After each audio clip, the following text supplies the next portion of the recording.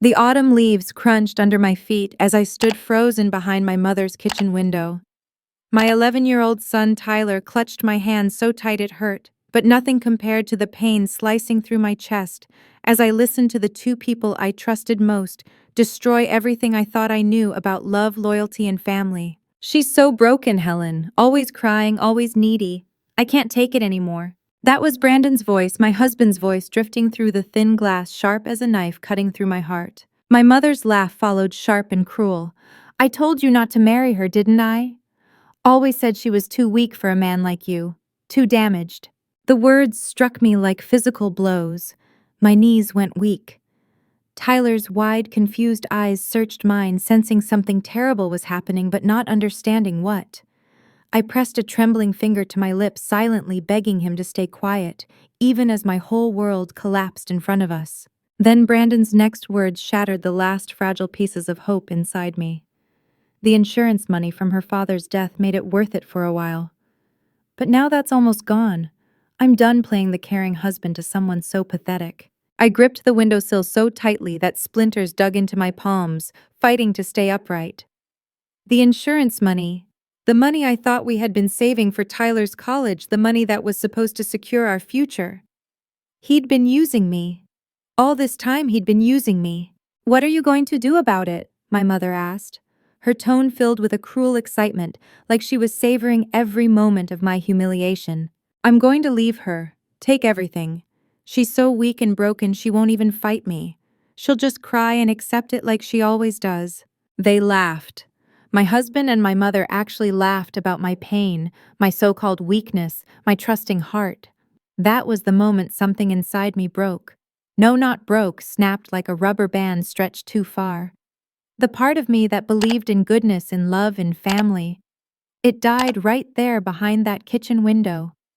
But from those ashes, something else was born, something colder, sharper, more dangerous. I pulled Tyler away from the window and walked him quietly back to the car, my mind already spinning with plans.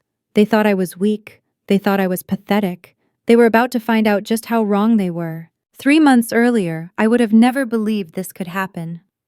Back then, I thought my life was perfect. My name is Rebecca, and I'm 32 years old. For most of my life, I believed I wasn't good enough. Not pretty enough, not strong enough, not smart enough.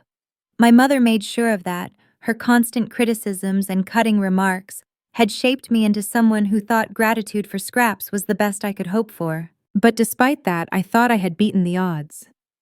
I had a husband, Brandon, who kissed me every morning, made coffee for me, and called me beautiful. We had a son together, Tyler, who was the center of my world. We lived in a cozy house on Maple Street, a place where I imagined we would grow old together. Brandon was respected in town, managing his own small construction company. To everyone else, he was charming, capable, and strong. And to me, he was my safe place, or so I thought. That morning, 3 months ago, I woke up in my old bathrobe, stumbling into the kitchen to find Brandon already dressed in his crisp blue uniform. "Morning, beautiful," he said, kissing my forehead. "Coffee's ready." I smiled, my heart fluttering like it had since our very first date 12 years ago. Even after all that time, I still felt lucky that he had chosen me. Tyler bounded into the kitchen soon after, his messy hair sticking out in all directions as he grabbed toast and laughed.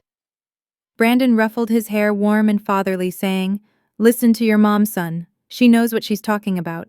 This was my family, my everything. Without them, I was nothing, or at least that's what I believed. Looking back now, I see the signs I ignored. Brandon's late nights, his sudden protectiveness over his phone, the way his jaw tightened when I mentioned visiting my mother. But at the time, I brushed it all off, convincing myself I was being paranoid. Because the truth that the two people closest to me could be conspiring behind my back was too painful to imagine. But the truth has a way of clawing its way to the surface, and when it did, it nearly destroyed me. I drove away from my mother's house that night, in complete silence. The only sound in the car, the faint hum of the tires against the road. Tyler sat in the back seat, his little face pressed against the window, sensing my devastation but not daring to ask. My hands gripped the steering wheel so tightly the knuckles turned white. My heart pounded so loud I thought it might explode. I wasn't just broken anymore, I was furious. When we got home, I tucked Tyler into bed, kissed his forehead, and whispered, "I love you more than anything in this world." He nodded sleepily, his trust in me still whole, still unbroken. That trust became my anchor. If I couldn't protect myself, then I would protect him. And to do that, I needed to act. I sat at the kitchen table long after midnight, the house silent around me, and replayed every word I had overheard. Brandon didn't love me. My mother never respected me. Together, they had stripped me of dignity, mocked me, planned to leave me with nothing. The pain was unbearable, but beneath it burned something new resolve. The first step was gathering proof. They thought I was too weak to fight, too spineless to stand against them. That assumption would be their downfall. I began watching Brandon more closely, noting the times he came home late, the receipts he left in his pockets, the way he turned his phone face down on the table. I started taking pictures, writing down dates, quietly pulling threads. And then one evening, while folding laundry, I found his old phone in a drawer. Curiosity and fear twisted in my stomach as I powered it on. What I found there made me sick. Messages between him and my mother hidden under false contact names, but the words were unmistakable. "She's clueless. Last night was perfect. Soon we'll be free of her." I felt bile rise in my throat, but I forced myself to keep reading, screenshotting everything.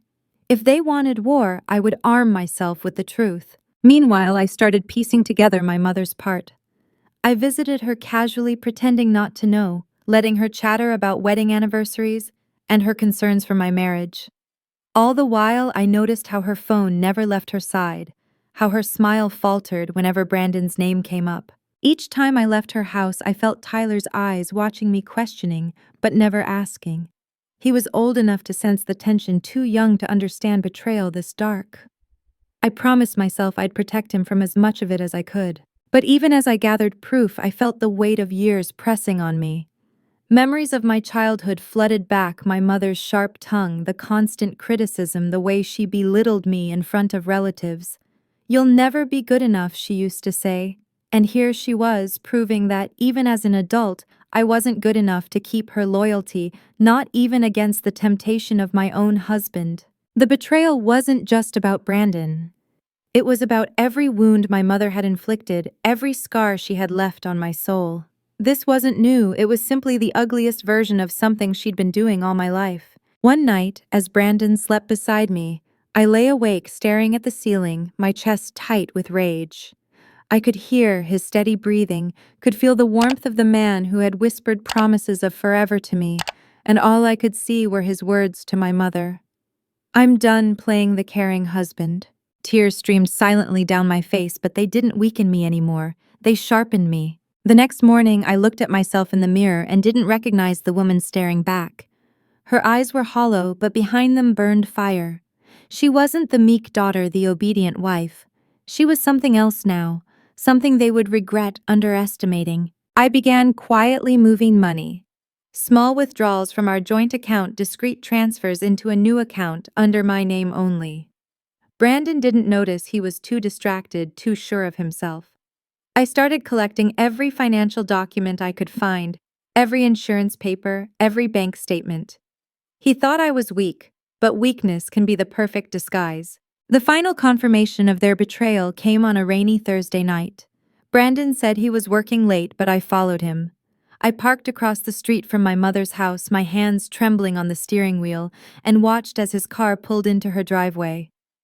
The sight nearly broke me, but I forced myself to stay, to see, to know without doubt. When the lights in her bedroom flicked on and two shadows moved against the curtains, something inside me hardened into steel. There was no going back. They thought they had broken me. They thought I was finished. But they had no idea that I was just beginning. I didn't sleep after that Thursday. I sat at the kitchen table with the rain beating the windows and wrote down everything I had seen, everything I had heard, everything I had ignored. When the sun finally rose, I felt older than 32. I felt like every year I had swallowed my mother's contempt had finally stood up inside me and demanded to be counted. My hands shook when I packed Tyler's lunch, but my voice didn't shake when I told him I'd be picking him up early. I wasn't going to leave him floating in the middle of a storm I hadn't created. Not again. I called an attorney. Her name was Nora Patel, a woman with a voice like steel and eyes that saw through lies before they were spoken. I sat in her office with a folder in my lap, screenshots, dates, copies of receipts, trying not to cry while she flipped through my life as if it were a case file. "You're not weak," she said, finally looking up at me. "You've been trained to survive. That's different. We're going to make a plan that protects you and your son, and we're going to make it airtight." Airtight. The words slid into me like oxygen. Nora mapped out steps, secure my finances document. Everything. Keep Tyler's routines stable, gather corroboration. And Rebecca, she added, the best revenge is good evidence. The second best is a clean exit. Most people never get either. You're going to have both. Evidence became my morning prayer and my nightly ritual. I hid a voice recorder under the dining room buffet, where Brandon liked to drop his keys. I tucked a small camera behind a book on my mother's mantel. Emma helped me select it, a discreet square of matte black that looked like part of the shelf. The first night it blinked red in the dark. I wanted to throw up from the wrongness of it. But then I remembered their laughter behind the glass and steadied my hands. 2 days later, the recorder caught Brandon on the phone in our kitchen, pacing while he poured himself a drink. "I can't keep pretending," he hissed. "She's got an appointment with some editor this week, says it's about a bereavement piece, and after that we push. She folds fast when she thinks she's disappointing people." He laughed. Her father trained it right into her. I pressed my fist to my mouth to keep from screaming. My father. That wound was still raw, his sudden boating accident the year before, the nights my mother sat dry-eyed at the table while I shook with sobs. I had clung to Brandon then. I had believed he was the one person who could hold me up when grief hollowed me out. Now I listened to him use that grief like a crowbar. Nora asked for anything connected to the life insurance. "Did you ever sign paperwork after your father's death?" she asked. I shook my head. "No. Mom told me not to worry. Said she had it handled and that everything would be saved for Tyler." Nora's face barely moved, but her pen slowed. "I want you to pull bank statements from the month after your father died," she said. "And Rebecca? Call the bank manager who handled the policy if you can find a name." It took hours of digging through boxes, but I found the envelope from the insurance company shoved into a file of old utility bills. The name on the letterhead, Hamilton Mutual. The bank manager's card was stapled to it, Marisol Lopez. I dialed with shaking fingers. Ms. Lopez remembered me. She also remembered my mother. "You weren't there that day, Ms. Carter," she said gently. "Your mother came with a man she introduced as your fiancé, though the date on the file is 7 months before your engagement announcement." The room tilted. Did I sign anything? A pause. Then, "There are consent forms with your signature authorizing funds to be moved to a new account. But Ms. Carter, the signature on file doesn't match the specimen from your original account opening." She cleared her throat. "I can't say more without a subpoena. But I can say this: you should bring your attorney." For years, I had believed my mother's cruelty was careless, a reflex.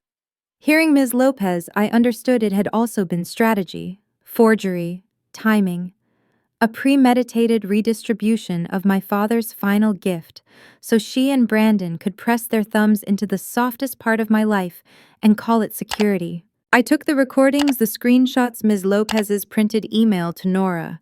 My attorney's expression went from cool to ice. "We're going to request the full file and the security footage from the day those forms were signed," she said. "If your mother forged your signature, and if Brandon presented himself as your fiancé to access your funds, we have more than a divorce here. We have fraud, possibly conspiracy." The word rang through me like a bell. Conspiracy.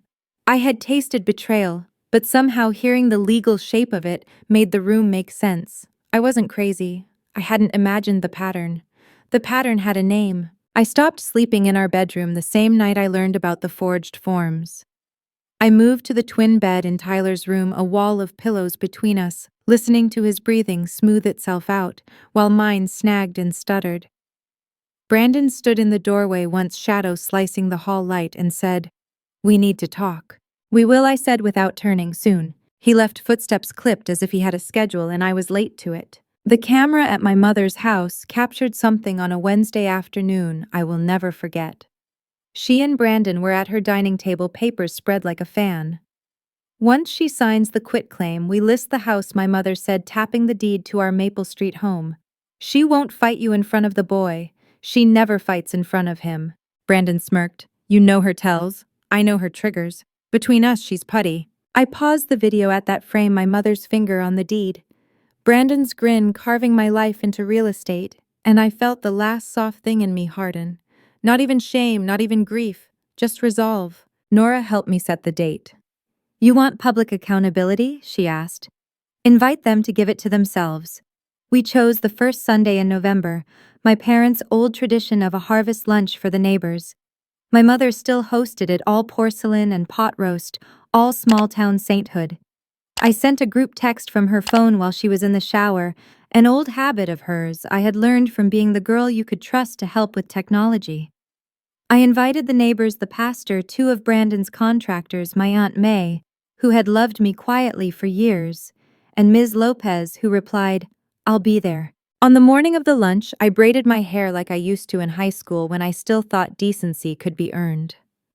I wore a simple dress and tucked the journal of dates into my purse, along with a USB 2 months of recordings and the video from the mantle. I picked Tyler up from his friend's house, buckled him in, and told him we were going to Grandma's, but that we might leave quickly, and he should listen for my voice, not anyone else's. He nodded, wide-eyed but trusting, and I felt the oldest prayer rise in my throat. Protect him. Let whatever breaks today miss him. Let the debris fall around us, not on him. We pulled up to my mother's house just as cars began to line the street. Brandon's truck glinted in the driveway. Of course it did. He was early to the table where he believed I would be carved. My mother stood on the porch in her cream cardigan, waving at neighbors with the same hand that had traced my name on stolen forms. I took Tyler's hand, stepped onto the porch, and smiled. "Happy harvest, Mom," I said. "Shall we eat?" Her eyes flickered surprise, then calculation. "Rebecca," she purred, "how lovely." Behind her, the house smelled like roast and rosemary. Behind me, the street filled with people who still thought this family could never rot. Between those two beliefs, I walked inside. The dining room was dressed the way my mother always liked it. Lace, tablecloth, crystal goblets catching the light. Silverware polished until it nearly blinded you. A porcelain turkey sat in the center, surrounded by dishes she'd rehearsed 100 times. Neighbors filed in with bottles of wine and pies, the pastor offered his blessing, and the room filled with the hum of conversation that felt almost holy in its familiarity. I stood there, Tyler's small hand in mine, watching it all with the clarity of someone who knows the curtain is about to drop. My mother moved through the crowd like a queen, her laughter light and effortless, her hand brushing Brandon's shoulder as though it were nothing. To the others, it might have looked like family closeness. To me, it was confirmation carved into the marrow of my bones.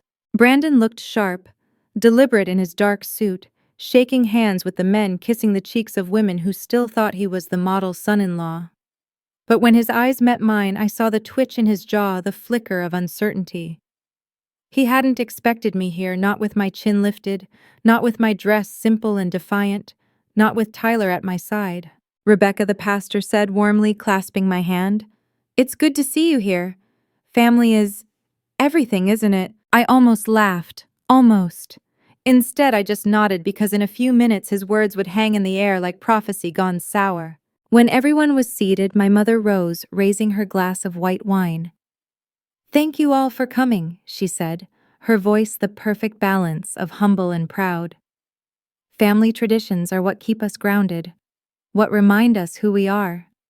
She smiled at me, a smile that used to undo me as a child, the one that said, "You'll never be enough." Now it just stoked the fire in my chest. I waited until the plates were filled, until forks scraped against china, and the room had grown warm with food and chatter. Then I rose, clearing my throat. "If family is everything," I said, my voice carrying over the noise, "then shouldn't family be built on truth?" The room quieted. Forks hovered midair. My father's old friend, Mr. Hampton, frowned slightly, his eyes darting between me and my mother. My mother's smile faltered.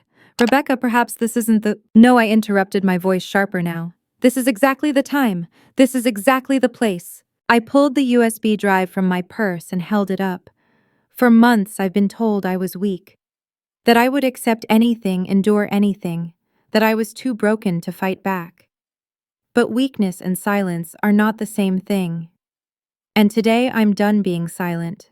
Emma, bless her, rose from the corner where she'd set up her laptop under the pretense of helping with photos. She plugged the USB in the screen, flickering to life against the wall where once my mother had projected slideshows of Christmas mornings. The first clip played Brandon in our kitchen pacing with a drink in hand. His voice filled the room, unmistakable. I can't keep pretending. She folds fast when she thinks she's disappointing people. Gasps rippled across the table, a fork clattered to the floor. The second clip, my mother's voice, cool and calculating. Once she signs the quitclaim, we list the house. She never fights in front of the boy. The silence that followed was suffocating. I watched as my mother's face drained of color as Brandon shifted in his seat, his hands curling into fists. Rebecca, my mother said, her voice trembling now, you don't understand? Oh, I understand, I cut her off, my eyes burning into hers. I understand that you forged my signature after Dad's death. I understand that you and Brandon conspired to drain the money he left for me and Tyler. I understand that while I cried myself to sleep believing I wasn't enough, you laughed about how easy it was to break me. I could feel the weight of every gaze in that room. The pastor's face twisted in horror, neighbors murmured. Aunt May clutched her chest. Brandon shot to his feet, his voice desperate. She's lying. This is twisted editing. She's manipulating all of you. But Ms. Lopez, calm as a metronome, rose from her chair at the end of the table. Actually, she said, her voice cutting clean through the noise, I'm the bank manager who handled the policy after Mr. Carter's death. And I can testify that Rebecca's mother and Mr. Carter— She looked directly at Brandon, presented documents that were suspicious. Today's evidence only confirms what I already suspected. The room erupted. Voices overlapped, anger, disbelief, shame. My mother's carefully constructed empire cracked in an instant, her face twisting as decades of control slipped away. Rebecca, she whispered, reaching out a trembling hand toward me. I did it for us. For you. I stepped back. No, you did it for yourself, and now everyone sees it. Tyler's small hand squeezed mine under the table. His eyes, wide but steady, looked up at me with something I hadn't seen in months, pride. I leaned down, kissed his forehead, and whispered, we're free now. And in that moment, as my mother sobbed into her untouched plate, and Brandon shouted futile denials into a room that no longer believed him, I realized something: the betrayal hadn't destroyed me. It had revealed me. I was no longer the weak daughter, the broken wife. I was something else now. I was the storm they never saw coming. The room fractured into chaos. Neighbors whispered furiously, some pushing back their chairs to leave others staring in wide-eyed disbelief at my mother and Brandon, as if they'd suddenly been unmasked as strangers. The pastor, usually calm and steady, slammed his palm against the table and muttered, God have mercy, before bowing his head. Brandon leaned across the table, his face red, sweat beading at his temples. Rebecca, enough of this circus. Think about Tyler. Do you want to ruin his life with your paranoia? We can fix this privately. His words were almost comical in their desperation. Privately, after months of secrecy, lies, stolen money, and manipulation, he wanted privacy now. I straightened my hands, no longer trembling. Tyler's life was already being ruined by the two of you. Gasps rippled again through the room. Aunt May stood up, pointing her finger at my mother. Diana, how could you? After everything your husband gave you, after everything this child, your daughter, endured, how dare you call yourself a mother? My mother's face crumpled, her mask of poise slipping at last. She stood clutching the back of her chair like a lifeline. You don't understand, she stammered, her voice breaking.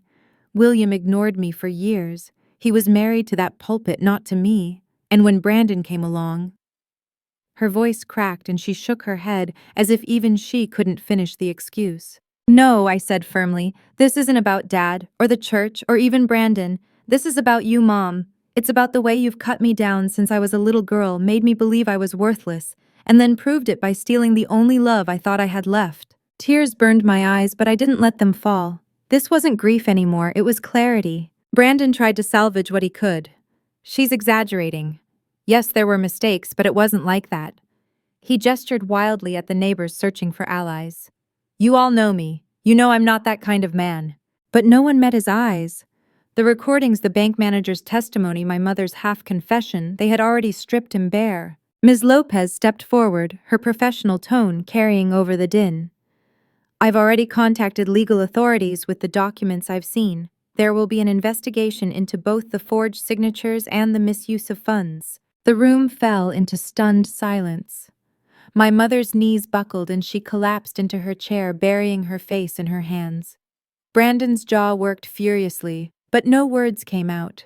For the first time, I saw him not as the man who had once charmed me, but as a desperate liar caught in his own trap.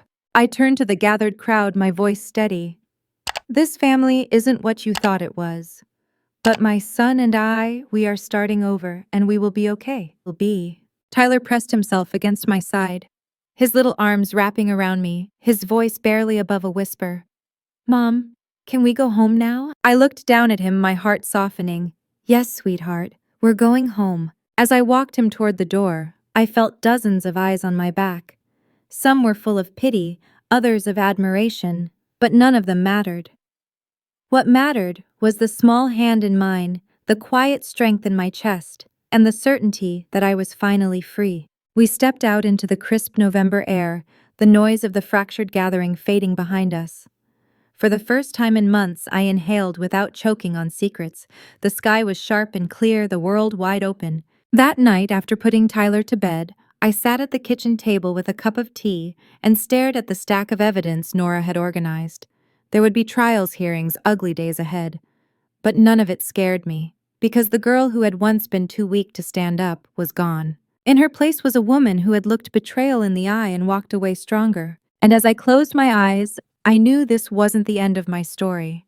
It was only the beginning of the life I would build, not from scraps others had left me, but from the strength I had discovered within myself. If my story resonated with you, if you've ever faced betrayal that cut deeper than you thought you could survive, please like this video, share it so others might find strength, and subscribe to this channel for more stories of resilience and truth.